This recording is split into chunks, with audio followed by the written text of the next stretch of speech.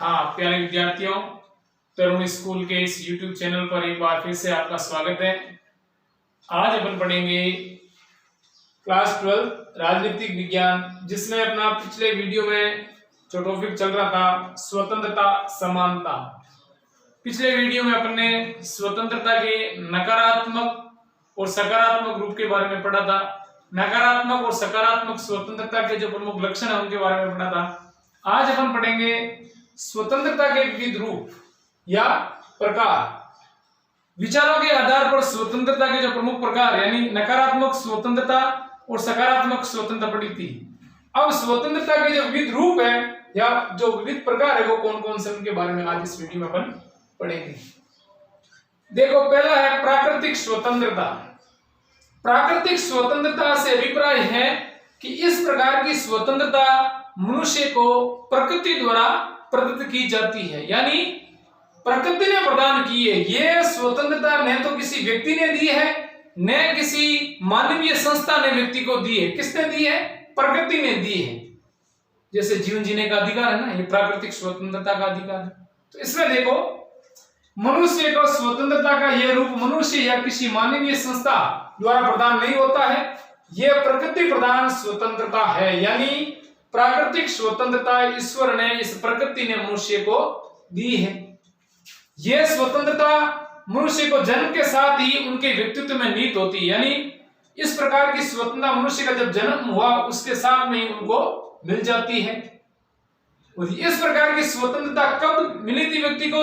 जब राज्य रूपी संस्था का निर्माण नहीं हुआ तब तक इस प्रकार की स्वतंत्रता प्रचलित थी। राज्य का जैसे ही अस्तित्व है, यानी राज्य का जैसे निर्माण हुआ तो धीरे धीरे यह प्राकृतिक स्वतंत्रता विलुप्त हो गई।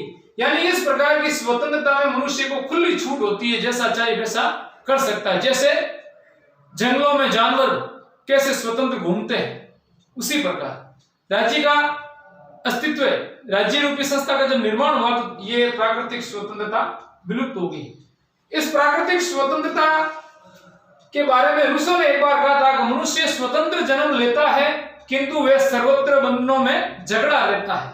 यानी जब मनुष्य का जन्म होता है तो वह स्वतंत्र है, फिर धीरे धीरे बंधनों में जकड़ने का मतलब है उसके ऊपर अनेक प्रकार के बंधन, नियम, नीतियां लागू हो जाती है। सामाजिक बंधन, राजनीतिक बंधन, ऐसे नियमों में वो जकड़ा रहता है। यही बात जो मैंने बताई वो यहाँ लिखी गई है, आप इसको अच्छी तरीके से समझ सकते हो।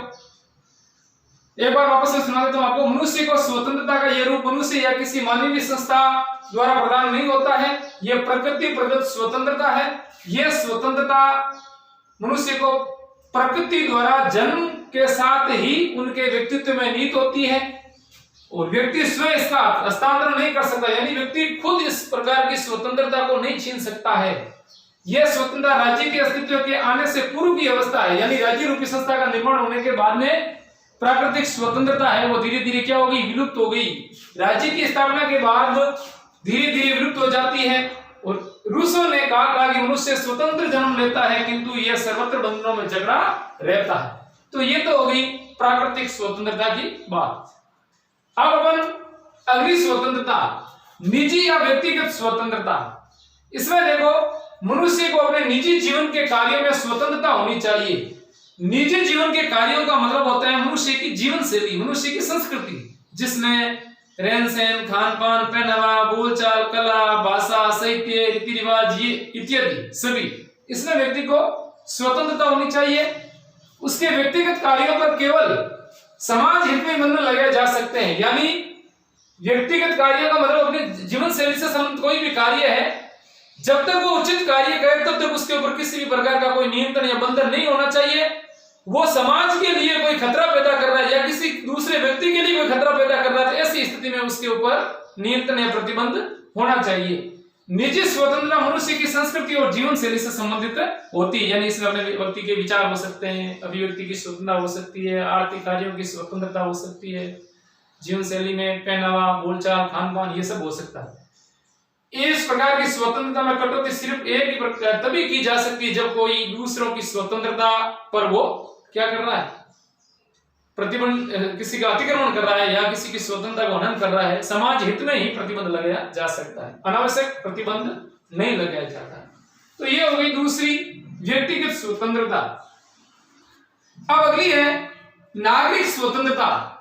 नागरिक स्वतंत्रता का मतलब होता है कि एक देश के नागरिक होने के नाते उस देश के नागरिक को मिलने वाली स्वतंत्रता जिन्हें समाज स्वीकार करता है वो नागरिक स्वतंत्रता कहलाती है। और राज्य मान्यता भी प्रदान करता है और राज्य क्या देता है, उसको मान्यता देता है। समाज भी स्वीकार करता है। इस प्रकार की स्वतंत्रता राज्य के द्वारा प्रदत्त की जाती है। हमारे देश में यह स्वतंत्रता नागरिकों को मूल अधिकारों के रूप में दी गई है, जो भारतीय संविधान का भाग 3 में मूल अधिकारों की व्यवस्था की गई है। तो ये क्या है, नागरिक स्वतंत्रता। मूल अधिकार देश के नागरिक हैं उन्हीं को मिले हुए हैं, तो ये नागरिक स्वतंत्रता का उदाहरण है।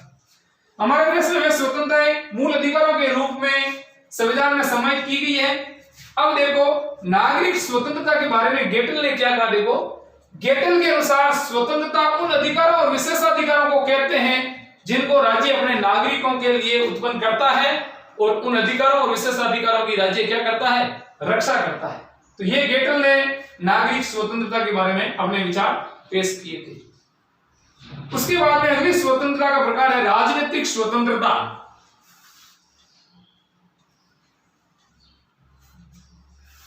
राजनीतिक स्वतंत्रता से आशय है कि राजनीतिक गतिविधियों में जनता की भागीदारी से, यानी सरकार के गठन, सरकार के कार्यों का जो संचालन किया जाता है उसमें जनता की भागीदारी ही राजनीतिक स्वतंत्रता कहलाती है। जैसे देखो राजनीतिक स्वतंत्रता से आशय है कि लोगों की सरकार के गठन में और सरकार के कार्यों के संचालन में भागीदारी होनी चाहिए।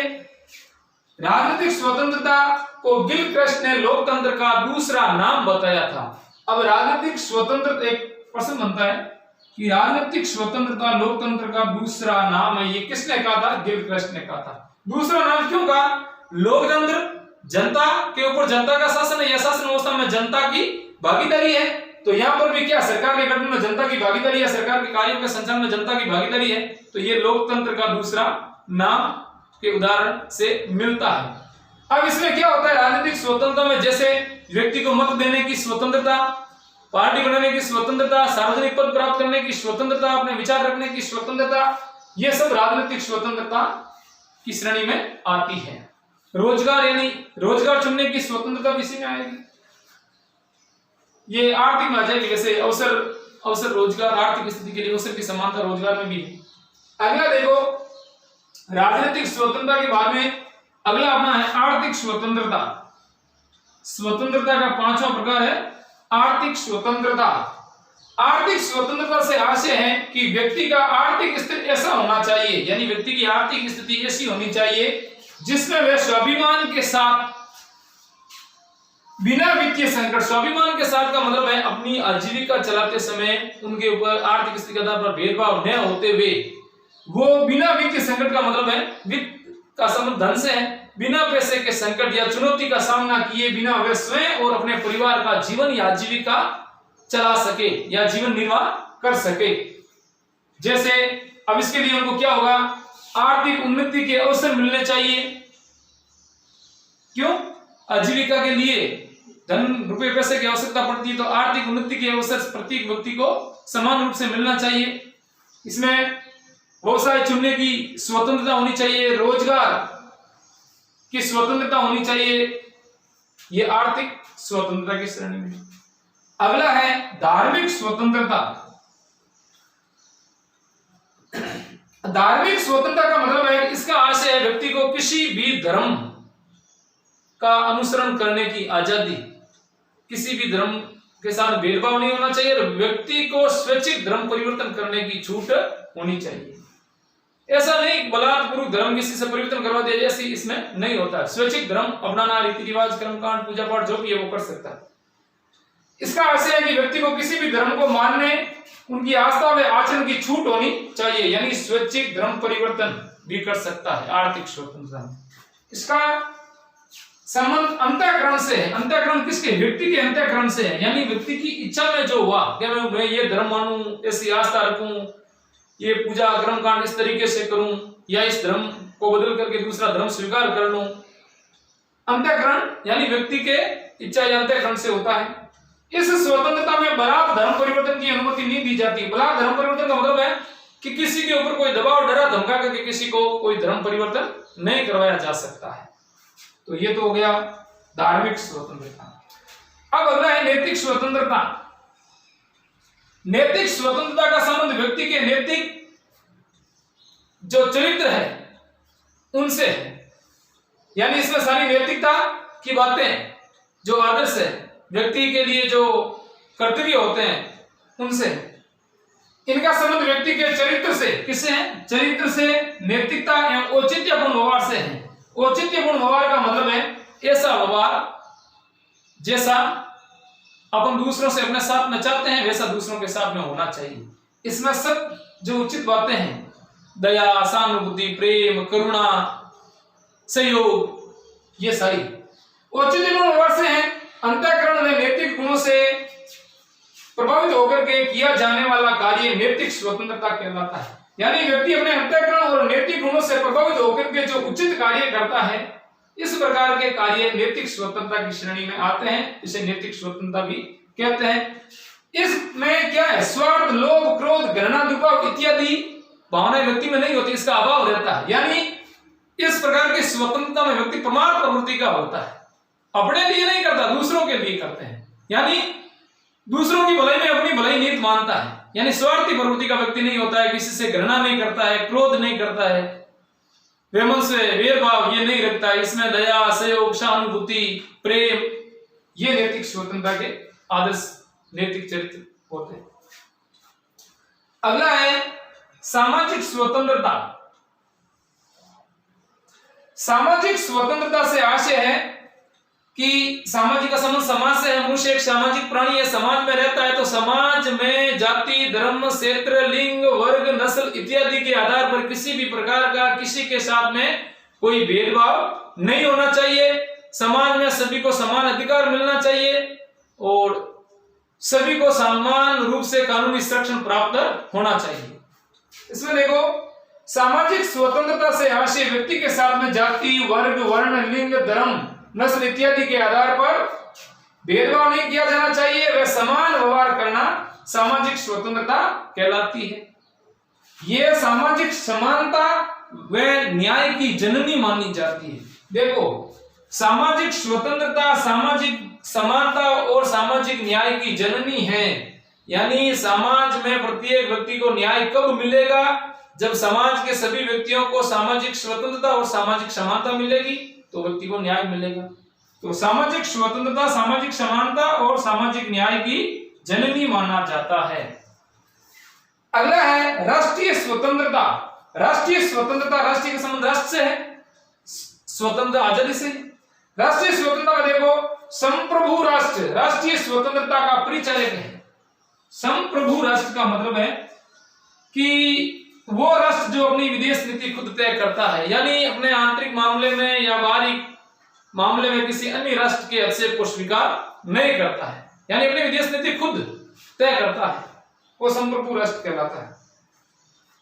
तो संप्रभु राष्ट्र राष्ट्रीय स्वतंत्रता का परिचय है, अर्थात वह राष्ट्र अन्य राष्ट्रों के आदेशों की पालना से क्या हो जाता है? मुक्त हो जाता है। यानी उस राष्ट्र के ऊपर किसी दूसरे राष्ट्र का कोई नियंत्रण नहीं है, न वो दूसरे देश के जो आदेशों की पालना करने के लिए बाध्य होता है।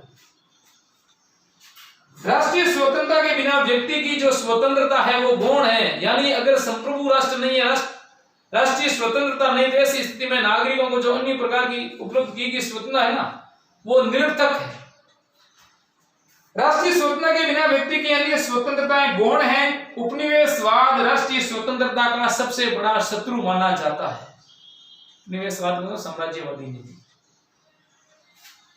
अगला है संवैधानिक स्वतंत्रता।